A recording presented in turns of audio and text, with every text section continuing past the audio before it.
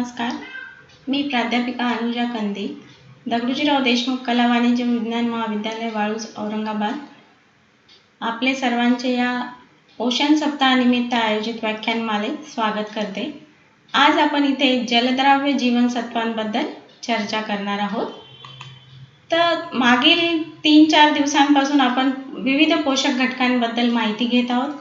त्यामध्ये पोषक घटकांचे मुख्य 2 प्रकार आपण पाहिले असतील, मुख्य पोषक घटक व सूक्ष्म पोषक घटक. हे जे जीवनसत्वे आहेत हे सूक्ष्म पोषक घटकांअंतर्गत येतात. यांना सूक्ष्म पोषक घटक का म्हटलेलं आहे? कारण हे अन्नामध्येही खूप कमी प्रमाणात असतात. तसेच यांची शरीरालाही खूप कमी प्रमाणात आवश्यकता असते, जसं की मिलीग्राम मायक्रोग्राममध्ये यांची आवश्यकता असते. तरी पण हे आहारातून घेणे आवश्यक आहे, कारण हे शरीरामध्ये तयार होत नाही. त्यामुळे हे सूक्ष्म प्रमाणात, अतिसूक्ष्म प्रमाणात जरी त्यांची आवश्यकता असेल तरी ते शरीराच्या विविध कार्यांसाठी तेवढेच महत्त्वाचे आहेत. तर यांना संरक्षक अन्न म्हणूनही ओळखले जातात, कारण हे शरीर संरक्षण म्हणजे रोगप्रतिकारशक्ती निर्माण करण्याचे कार्य जीवनसत्व करत असते. शरीर पेशींची कार्यक्षमता वाढविणे तसेच शरीर प्रक्रिया सुरळीत चालण्यास जीवनसत्व मदत करत असतात. तर जीवनसत्व हे वेगवेगळ्या प्रकारचे आहेत. त्याचे वर्गीकरण मुख्यत्वे 2 प्रकारे केलेले आहे, जसं की स्निग्धद्राव्य जीवनसत्व आणि जलद्राव्य जीवनसत्व. त्यांच्या द्राव्यतेनुसार म्हणजे ते कशात विरघळतात त्याच्यानुसार त्यांचं स्निग्धद्राव्य आणि जलद्राव्य असं वर्गीकरण आहे. तर स्निग्धामध्ये विरघळणाऱ्या जीवनसत्वांना स्निग्धद्राव्य म्हणतात. त्यामध्ये येतं जीवनसत्व अ, ड, ई आणि के. आणि जलद्राव्य म्हणजे पाण्यात विरघळणारे जीवनसत्व, आणि त्यामध्ये जीवनसत्व क आणि जीवनसत्व ब समूह हे 2 जीवनसत्व समाविष्ट आहेत. तर आज आपण इथे जलद्राव्य जीवनसत्वांबद्दल डिटेल अभ्यास करणार आहोत. तर जलद्राव्य जीवनसत्व म्हणजे नावावरूनच त्याच्यात कळते की हे पाण्यात विरघळणारे आहेत. याच्यात कार्बन, हायड्रोजन, ऑक्सिजन, नायट्रोजन व काही प्रमाणात गंधक आणि कोबाल्टही असते. हे जलद्राव्य असल्यामुळे याचा शरीरात साठा होत नाही आणि ते पाण्यात विरघळून त्यांचा लवकर नाश होतो. आणि यांचा नाश लवकर होत असल्यामुळे ते रोजच्या रोज आपल्या दैनंदिन आहारातून घेणे आवश्यक आहे. तर जलद्राव्य जीवनसत्वांमधला पहिला जो जीवनसत्व आहे ते आहे जीवनसत्व क, व्हिटॅमिन सी, किंवा त्यालाच रासायनिक नाव त्याचे आहे ॲस्कॉर्बिक ॲसिड. तर याचे महत्त्वाचे गुणधर्म असे आहेत की हे पाण्यात विरघळते, सर्वात लवकर नाश पावणारे जीवनसत्व आहे. तसेच प्रकाश, उष्णता, अल्कली, प्राणिदिभवनाचा वाईट परिणाम होतो. सूर्यप्रकाशातील नील किरणांमुळे त्याचा नाश होतो आणि शिजवण्याने पण त्याचा नाश होतो. म्हणजे जीवनसत्व क हे शरीरासाठी अति आवश्यक आहे, पण ते नाश पावत असल्यामुळे त्याचं शरीरामध्ये ॲब्झॉर्प्शनचे प्रमाण कमी असते. तर जीवनसत्व क चे महत्त्वाचे जे कार्य आहेत, आता आपण कोरोनाच्या पार्श्वभूमीवर जर ऐकलं असेल की रोगप्रतिकारशक्ती वाढवणे गरजेचे आहे, कारण कोरोना या आजारावर अजून औषध उपलब्ध नाही आहे. मग ही रोगप्रतिकारशक्ती वाढवायची म्हणजे काय करायचं, आणि त्यासाठी जीवनसत्व क युक्त पदार्थ घ्या असं बऱ्याच जण सुचवत आहेत किंवा बऱ्याच ठिकाणी आपण याच्याबद्दल ऐकलं असेल. तर ही रोगप्रतिकारशक्ती वाढवण्याचं कार्य जीवनसत्व क महत्त्वाचं कार्य करते. कारण रोगप्रतिकार शरीरामध्ये जे पांढऱ्या पेशी आहे, आपल्या रक्तातील पांढऱ्या पेशी हा शरीर संरक्षणाचे, संसर्गापासून शरीर संरक्षणाचे काम करत असते. तर मग या पांढऱ्या पेशींमध्ये जीवनसत्व क हे खूप जास्त प्रमाणात आढळते. त्याच्यामुळे रोगप्रतिकारशक्ती वाढवण्यासाठी जीवनसत्व क आवश्यक आहे, जेणेकरून पांढऱ्या रक्तपेशी वाढतील आणि रोगप्रतिकारशक्ती पण वाढेल. तसेच केशवाहिन्या व रक्तवाहिन्या सुस्थितीत ठेवण्यासाठी पण जीवनसत्व क मदत करते. आणि आपल्या जे शरीरामध्ये विविध पेशी, शरीर हे पेशींपासून बनलेले आहे, तर पेशींना एकमेकांशी जोडण्याचे काम एक कोलाजन नावाचं द्रव तिथे करत असते. ते सिमेंटसारखं काम करते. जसं की आपण एखादं घर बांधतो किंवा विटांवर विटा नुसत्या ठेवल्या तर त्या राहणार नाही, त्या एकमेकांना जोडण्यासाठी त्याच्यामध्ये आपण सिमेंट लावतो. तसंच मग पेशी नुसत्या एकमेकांच्या जवळ ठेवल्या तर त्या सुस्थितीत किंवा आहे त्या स्थितीत राहणार नाही, त्यांची हालचाल होईल. आणि त्या स्थितीत राहण्यासाठी कोलाजन नावाचा द्रव दोन्हीला जोडण्याचं काम करतो आणि हे कोलाजन तयार करण्यासाठी जीवनसत्व क आवश्यक आहे. तसेच शरीरामध्ये लोहाच्या शोषणासाठी पण जीवनसत्व क आवश्यक आहे. जीवनसत्व क जे आहे, लोह जे आहे ते शरीरामध्ये फेरस आयनच्या स्वरूपात शोषले जाते. तर हे अन्नामधील असलेल्या फेरिक आयनचे फेरस आयनमध्ये रूपांतर करण्यासाठी जीवनसत्व क आवश्यक आहे आणि या फेरस आयनमध्ये रूपांतरण झाल्यानंतर ते आपल्या शरीरात शोषले जाते. जखम लवकर भरून येण्यासाठी पण जीवनसत्व क मदत करते. जसं की आपण वरती पाहिलं, केशवाहिन्या तयार होण्यासाठी जीवनसत्व क कार्य करते. मग जखम भरून येण्यासाठी पण केशवाहिन्या लवकर तयार होतील तरच जखम लवकर भरून येईल, त्यासाठी जीवनसत्व क मदत करते. तसेच दातांच्या व हिरड्यांच्या मजबूतीसाठी पण जीवनसत्व क आवश्यक आहे. तर या पद्धतीने ही जीवनसत्व क ची महत्त्वाची कार्य आहेत. तर आता पुढे आपण बघूया, जर या जीवनसत्व क ची कमतरता झाली शरीरामध्ये तर काय होईल. जे कार्य पाहिले ते संपन्न होणार नाही आणि त्याच्या अभावाचे परिणाम शरीरामध्ये दिसून येतात. जसं की सातत्याने खूप काळ जर जीवनसत्व क चा अभाव झाला किंवा मिळालं नाही शरीराला तर रक्तपिती, त्याला स्कर्वी असे म्हणतात, हा आजार होतो. तर याची मूळ लक्षणं जी आहेत ती आहेत, श्वास घेण्यास त्रास होतो, थकवा येतो, चिडचिडेपणा होतो, तसेच याचा त्वचेवरही परिणाम दिसून येतो. तर अशा पद्धतीने हे जास्त काळ अभाव झाल्यास स्कर्वी हा आजार होतो. त्याचप्रमाणे जर व्हिटॅमिन सी कमी प्रमाणात असेल, जीवनसत्व क कमी प्रमाणात असेल तर पांढऱ्या रक्तपेशी निर्माण होणार नाही किंवा जीवनसत्व क अभावी ते कमी प्रमाणात होतील आणि रोगप्रतिकार शक्ती पण त्यामुळे कमी होते. तसेच हिरड्या सुजतात, हिरड्यातून रक्त येते, लोहाचे शोषण होत नाही आणि रक्तक्षय होतो. तर हे जर टाळायचं असेल आपल्याला कमतरतेचे परिणाम, तर जीवनसत्व क योग्य प्रमाणात शरीरात घेणे आवश्यक आहे. तर त्यासाठी अन्नातून जीवनसत्व क घेण्यासाठी त्याचे मुख्य स्रोत आपण इथे बघूया. तर त्याच्या प्राप्तीची जी साधनं आहेत ते आहेत आवळा. मुख्य करून आवळामध्ये सर्वात जास्त प्रमाणात जीवनसत्व क आहे. हे मार्केटमध्ये ज्या ज्या ऋतूमध्ये येते त्या ऋतूमध्ये आपण ते खायलाच पाहिजे. त्याच पद्धतीने त्याचा आपण साठा करूनही खाऊ शकतो. जसं की मुरब्बा असेल किंवा आवळा सुपारी असेल, या रूपात त्याला साठवणूक करून आपण ते नंतरही त्याचा उपयोग करू शकतो. कारण जीवनसत्व क हे सर्वात जास्त आवळ्यामध्ये आहे आणि प्रत्येक आर्थिक गटाचे लोक याचा उपयोग घेऊ शकतात. तसेच लिंबू आहे.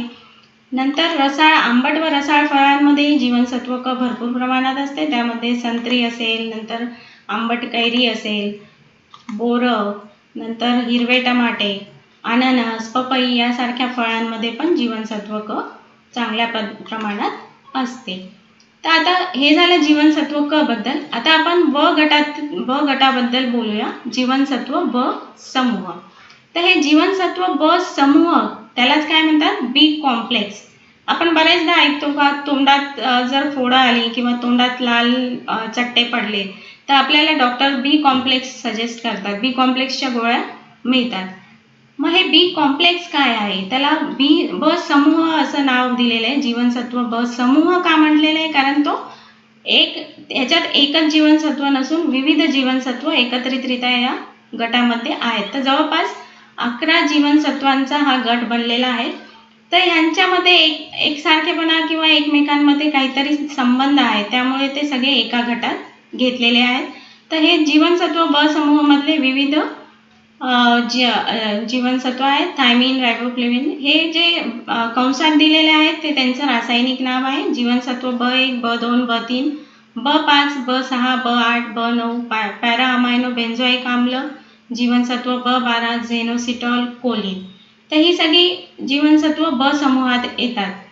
पण याच्यातले आपण इथे मुख्य काही जीवनसत्व ब मधली काही बघूया. तर त्याच्यातलं पहिलं जे आवश्यक आहे ते जीवनसत्व ब1, थायमिन, ज्याला रासायनिक नाव आहे. तर थायमिनचं महत्त्वाचं कार्य काय आहे, तर कार्बोदकांचे ज्वलन होऊन ऊर्जा निर्मितीसाठी हे आवश्यक आहे. आता कार्बोदक जे आहे ते मुख्य पोषक घटक आहे आणि याच्यातूनच शरीराला जास्त प्रमाणात ऊर्जा मिळते. तर कार्बोदकांचे ज्वलन नीट होण्यास हे जीवनसत्व ब1 आवश्यक आहे. तसेच पचन संस्था, मज्जा संस्था, हृदयाचे कार्य सुरळीत चालण्यासाठी पण जीवनसत्व B1 मदत करते. त्वचेचे स्वास्थ्य टिकवून ठेवण्यासाठी पण हे थायमिन जो आहे तो आवश्यक आहे. रोगप्रतिकारशक्ती वाढवण्यासाठी तसेच शरीराची वाढ व उत्तम आरोग्यासाठी थायमिन हा घटक आवश्यक आहे. हे झाले जीवनसत्व B1 चे महत्त्वाची कार्य. आता ह्याचा जर अभाव झाला शरीरात तर काय होईल?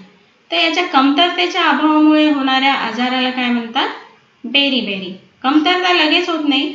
सातत्याने जर हे शरीरात आहारातून नाही मिळालं शरीरात, मग त्याचा हळूहळू दुष्परिणाम होतो आणि बेरी नावाचा आजार होतो. तर हे बेरी मध्ये त्याची मुख्य लक्षणं आहेत: भूक नाही लागणे, अपचन, डोकेदुखी, अशक्तपणा जाणवतो, हातापायाला मुंग्या येतात इत्यादी लक्षणं त्याची दिसून येतात. पण इथे आता हे बेरीचे 3 प्रकार पडतात: शुष्क बेरी, आर्द्र बेरी आणि बाल बेरी. तर हे शुष्क आणि आर्द्र बेरी जे आहेत ते प्रौढांमध्ये आढळणारा रोग आहे जीवनसत्व B1 च्या कमतरतेमुळे. आणि बाल बेरी जो आहे तो अर्भकांमध्ये आढळणारा थायमिनच्या अभावामुळे जो आजार आहे तो आहे. तर शुष्क बेरी आणि आर्द्र बेरीचे लक्षणं सारखेच आहेत, फक्त फरक एवढा आहे की आर्द्र बेरीमध्ये शरीरावर सूज येते आणि बाल बेरी जो आजार आहे त्याचे मूळ कारण आहे की जर गर्भावस्थेमध्ये मातेला जर थायमिनची कमतरता असेल तर जन्मलेल्या बाळामध्ये हे बाल बेरी आढळून येते. आणि जीवनसत्व B1 किंवा थायमिनच्या कमतरतेमुळे कर्बोदकांचे पूर्ण चयापचय होत नाही आणि त्यामुळे पुरेशी ऊर्जा मिळत नाही. तर हे झालं थायमिनच्या अभावामुळे होणारे मुख्य दुष्परिणाम. तर जर हे टाळायचं असेल तर आपल्याला पाहिजे त्या प्रमाणात जीवनसत्व B1 आपल्या आहारातून घेणे आवश्यक आहे. तर याची दैनंदिन आवश्यकता जी आहे ती उष्मांकाच्या प्रमाणावर अवलंबून असते. जसं की म्हणजे किती प्रमाणात ऊर्जा शरीराला आवश्यक आहे कार्य करण्यासाठी, दैनंदिन ऊर्जेची आवश्यकता जी आहे त्या प्रमाणावर थायमिनची पण आवश्यकता कमी जास्त होत असते. जसं की वाढीच्या वयात असेल किंवा मग गरोदर स्त्रियांमध्ये, स्तनदा मातांमध्ये ऊर्जेची आवश्यकता वाढलेली असते, तर त्या काळात मग थायमिनची पण आवश्यकता वाढते. त्या प्रमाणात ते वाढीव थायमिन शरीराला मिळणे आवश्यक आहे. तर आता जीवनसत्व B1 थायमिन कशातून मिळतं? तर तृणधान्य, कडधान्य जे आहे आपल्या रोजच्या आहारात आपण घेतो, डाळी, तेलबिया, सुकामेवा, खमीर इत्यादींमधून थायमिन किंवा B1 जीवनसत्व मिळतं. नंतर याच्यात दुसरा जो जीवनसत्व आहे ते आहे रायबोफ्लेविन. रायबोफ्लेविन ही तिक्ताम्ले म्हणजेच प्रथिने, स्निग्ध पदार्थ तसेच कर्बोदकांच्या पचनासाठी हे आवश्यक आहे. पाचक रसांच्या निर्मितीसाठी म्हणजे एकंदरीत पचनासाठी रायबोफ्लेविन आवश्यक आहे. तसेच त्वचा, डोळे व मज्जातंतूंच्या आरोग्यासाठी पण ते आवश्यक आहे आणि चयापचय क्रियात ते सहविकारांचे कार्य करत असते. तर याच्या कमतरतेमुळे कुठले आजार होतात? तर त्याचा तोंड किंवा चेहऱ्यावर परिणाम होते, जसं की चेहऱ्यावर पुरळ येणे, जिभेचा रंग बदलतो, ओठांना भेगा पडणे इत्यादी लक्षणे दिसून येतात. याच्या कमतरतेमुळे त्वचेचेही आजार होतात, जसं की त्वचा कोरडी पडणे, त्याच्यावर सुरकुत्या पडणे, नंतर त्याला त्वचा लाल होऊन त्याच्यातून खाज सुटते आणि त्याच्यातून काही वेळेस पाणी पण निघतं. याचा कमतरतेचा दुष्परिणाम डोळ्यांवरही होऊ शकतो, जसं की डोळ्यांची आग होणे, डोळ्यांची खाज सुटणे, नंतर जास्त अभाव झाला तर दृष्टी पण मंद होते किंवा मोतीबिंदू होण्याचे पण चान्सेस असतात. हे जर टाळायचं असेल तर आपल्याला रायबोफ्लेविन जे आहे ते दैनंदिन आवश्यकतेनुसार आहारात समाविष्ट करणे आवश्यक आहे आणि त्याच्या मुख्य प्राप्तीची साधने संपूर्ण डाळी, कडधान्य, मोड आलेली धान्य, शेंगदाणे, हिरव्या पालेभाज्या तसेच दुधाचे पदार्थ, अंडी, यकृत इत्यादींमधून रायबोफ्लेविन हे चांगल्या प्रमाणात मिळते. नंतर तिसरं जे पोषक जीवनसत्व आहे B कॉम्प्लेक्स मधलं ते आहे जीवनसत्व B3. याचं रासायनिक नाव आहे नियासिन. तर याचेही महत्त्वाचे कार्य जे आहे इथे कर्बोदकांपासून ऊर्जा मिळण्यासाठी म्हणजेच पचनक्रिया होऊन त्याची ऊर्जेमध्ये निर्मिती होण्यासाठी जीवनसत्व B3 आवश्यक आहे. प्रथिने, स्निग्ध यांच्या चयापचयात ते मदत करते. चयापचयात क्रियेत सहविकारांचे महत्त्वपूर्ण कार्य करते. तसेच इथे अजून महत्त्वाचं कार्य आहे, इस्ट्रोजन, प्रोजेस्ट्रॉन यासारख्या अंतःस्रावी ग्रंथीत हार्मोन्स निर्माण होण्यासाठी नियासिन मदत करते आणि शरीराच्या वाढीसाठी ते आवश्यक आहे. तर यानंतर आपण पाहूया की याची कमतरता झाली तर काय होईल. जर दीर्घकाळ याची कमतरता झाली तर पेलाग्रा नावाचा आजार होतो. तर पेलाग्राला 3D असं पण म्हटलेलं आहे. त्याची लक्षणं जी आहेत त्यांना 3D म्हटलेलं आहे, कारण लक्षणं काय आहेत त्याची, डायरिया, डर्मॅटायटिस आणि डिमेन्शिया ही इंग्लिशमधली त्याची नाव आहे. मराठीत त्याला काय म्हणतात, अतिसार, त्वचेचे विकार आणि बुद्धिमांदत्व. तर आता अतिसारमध्ये जी लक्षणं दिसतात, सुरुवातीला काय होतं, तोंड येणे, जसं की आपण म्हणतो तोंडात फोड आले, नंतर जीभ सुचते, तोंडात लाल जीभ लाल होते, मग जेवताना घास गिळण्यास त्रास होतो. त्यानंतर हा संसर्ग वाढून मग उलट्या होणे, मळमळ होणे आणि त्यातूनच मग हा अतिसार ही लक्षणं दिसून येतात. नंतर त्वचेचेही विकार होतात, जसं की आधीच्या याच्यातही आपण बोललो, त्वचेला भेगा पडतात, त्वचा लालसर होते, आग होते, त्वचेला खाज सुटते आणि सूज येते. ही लक्षणे याच्यात त्वचेच्या विकारांमध्ये दिसून येतात. आणि बुद्धिमांदत्य म्हणजे डिमेन्शिया, त्यामध्ये मानसिक आणि मेंदूशी संबंधित लक्षणे जाणवतात, जसं की चिडचिडापणा वाढणे, झोप न येणे, अस्वस्थता वाटणे, ताण निर्माण होणे यासारखी लक्षणे तिथे दिसून येतात. तर ही झालं B3ची किंवा नियासिनची कमतरतेचे परिणाम. पेलाग्रा नावाचा आजार होतो आणि त्याच्यात ही लक्षणे दिसून येतात. ही आहे दैनंदिन आवश्यकता. हे पण उष्मांकाच्या प्रमाणावर अवलंबून असते आणि साधारणतः 1000 किलो कॅलरीसाठी 6.6 मिलीग्राम एवढ्या नियासिन किंवा जीवनसत्व B3ची आवश्यकता असते. नंतर आहे त्याचे प्राप्तीची साधनं. तर जवळपास जीवनसत्व B1, B2, B3 किंवा B कॉम्प्लेक्समध्येच जवळपास सगळे जे आहेत ते आपल्याला तृणधान्य, कडधान्य, डाळी, तेलबिया, मोड आलेले धान्य, हिरव्या पालेभाज्या, नंतर याच्यात खमीर, यकृत, अंडी, मांस, मासे इत्यादींमधून मिळतात. नंतरचं आपण बघूया महत्त्वाचं जे आहे ते आहे जीवनसत्व B6. त्यालाच रासायनिक नाव आहे पायरिडॉक्सिन. तर त्याचं महत्त्वाचं जे कार्य आहे ते चयापचय क्रिया, जे मुख्य पोषक घटक आहेत प्रथिने, कार्बोदके, स्निग्ध यांच्या पचनासाठी ते आवश्यक असतात. याच्यात हे जे आपल्याला जास्तीची ऊर्जा जर शरीरात झाली, बऱ्याच वेळेस आपल्या शरीरात जास्त आवश्यकतेपेक्षा जास्त ऊर्जा निर्माण होते, तर मग त्याचं काय होतं, तर ते शरीरात आपल्या ग्लायकोजनच्या रूपात साठवले जातात. आणि ज्या वेळेस आपल्या आहारातून कमी ऊर्जा मिळते अशा वेळेस या ग्लायकोजनचा परत ग्लुकोजमध्ये रूपांतरण होऊन शरीरात ते पुरविले जातात. तर हे ग्लायकोजनचे ग्लुकोजमध्ये रूपांतर करण्यासाठी जीवनसत्व B6 जे आहे ते विकराचे कार्य करत असते. तसेच मज्जातंतूंना सुस्थितीत ठेवण्यासाठी पण जीवनसत्व B6 आवश्यक आहे. आणि मुख्य इथे कार्य जे आहे ते लाल रक्तकणांच्या निर्मितीसाठी ते आवश्यक आहे, म्हणजे रक्तातील एक घटक बनवण्यासाठी ते आवश्यक आहे. मग याचे परिणाम जे आहेत, दुष्परिणाम, कमतरतेचे परिणाम, त्याच्यात रक्तक्षय होतो, कारण जर ते कमी प्रमाणात आपल्याला मिळाले शरीरात जीवनसत्व B6 तर रक्तकण पाहिजे त्या प्रमाणात तयार होणार नाही, मग लाल रक्तपेशींची किंवा हिमोग्लोबिनचे प्रमाण कमी होते आणि रक्तक्षय होतो. तसेच यामध्ये त्वचेवरही परिणाम होतो आणि पचन संस्थेवरही परिणाम दिसून येतो. तर ही झाली पायरिडॉक्सिनची मुख्य लक्षणं.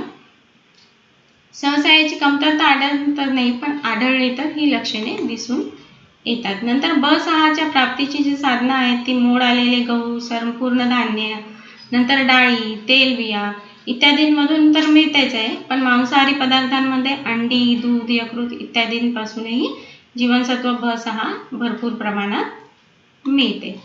तर यानंतर जे आहे जीवनसत्व B9, त्यालाच काय म्हणतात, फोलिक आम्ल. तर हे फोलिक आम्ल जे आहेत ते साधारणतः आपण गर्भवती स्त्रीमध्ये ऐकलं असेल की फोलिक ॲसिडच्या टॅबलेट्स दिल्या जातात. तर फोलिक ॲसिड म्हणजेच काय, जीवनसत्व B9. तर त्याचं महत्त्वाच्या कार्यामध्येही एक आलेलं आहे की गर्भाच्या निरोगी वाढीसाठी व सुलभ प्रसूतीसाठी उपयोगी आहे. म्हणूनच ह्या काळामध्ये गर्भावस्थेमध्ये फोलिक आम्ल सजेस्ट केले जाते किंवा त्याच्या टॅबलेट्स दिल्या जातात.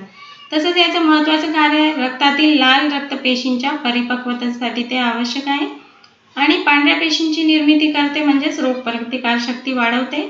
नत्राम्लाच्या चयापचयासाठी आवश्यक आहे आणि विकरांच्या निर्मितीसाठी हे आवश्यक आहेत. हे झाले मुख्य जीवनसत्व B9 चे कार्य.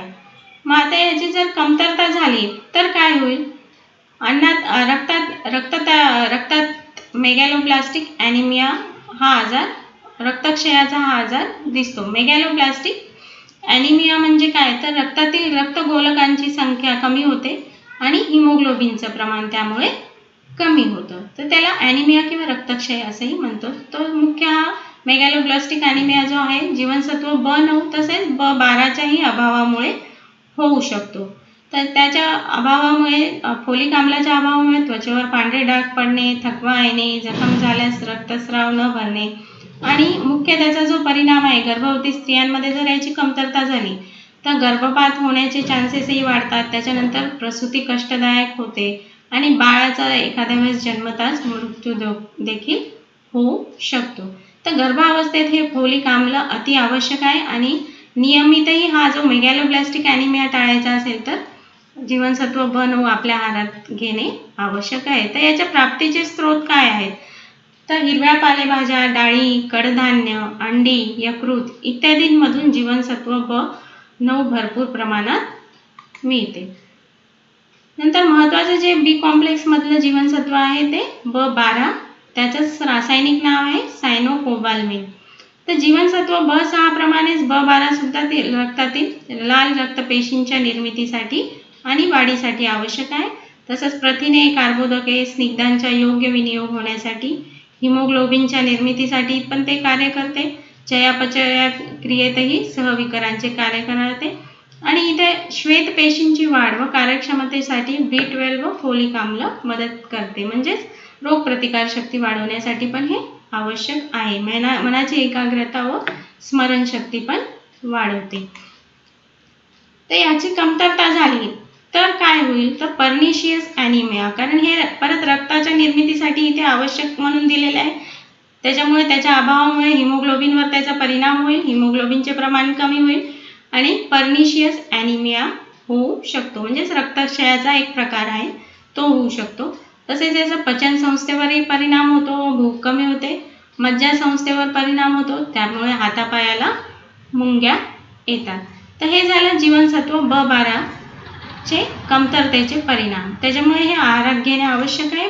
पण प्राप्तीच्या साधनांमध्ये जर पाहिलं आपण तर हे जीवनसत्व फक्त प्राणीज पदार्थातच जास्त प्रमाणात असते. शाकाहारी लोकांमध्ये याचा मुख्य स्रोत फक्त दूधच आहे, कारण प्राणीज पदार्थ जसे की अंडी, मांस, मासे, यकृत, यीस्ट, खमीर ज्याला म्हणतो, याच्यामध्ये ते भरपूर प्रमाणात असते. पण मग शाकाहारी लोकांमध्ये फक्त दूध हाच एक मुख्य स्रोत आहे. त्याच्यामुळे शाकाहारी लोकांमध्ये जीवनसत्व B12 ची कमतरता जास्त प्रमाणात होऊ शकते.